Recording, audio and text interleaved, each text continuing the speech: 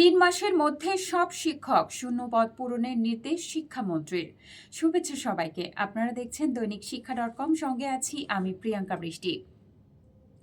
আগামী 3 মাস পরে আমি আর কোনো শিক্ষক শূন্য পদ দেখতে চাই না।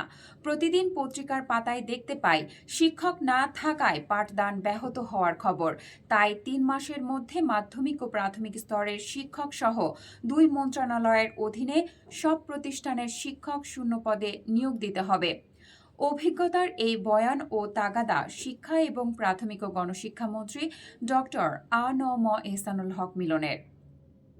সোমবার মন্ত্রণালয়ের অধীনস্থ অনেকগুলো সংস্থা প্রধানের সঙ্গে শিক্ষা ও মানব সম্পদ উন্নয়ন ইশতেহার 2026 বাস্তবায়নে 180 দিনের কর্মসূচি নিয়ে অনুষ্ঠিত সভায় মন্ত্রী এই তাগাদা দেন।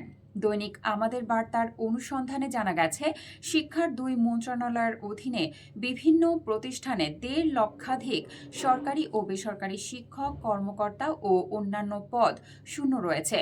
শিক্ষামন্ত্রী এসব পদে দ্রুত পূরণের নির্দেশনা দিয়েছেন। সভায় অংশ নেওয়া একাধিক কর্মকর্তা দৈনিক আমাদের বার্তাকে এ তথ্য জানিয়েছেন। দৈনিক শিক্ষা.com-এর ইউটিউব চ্যানেলটি সাবস্ক্রাইব করতে ভুলবেন না। ধন্যবাদ।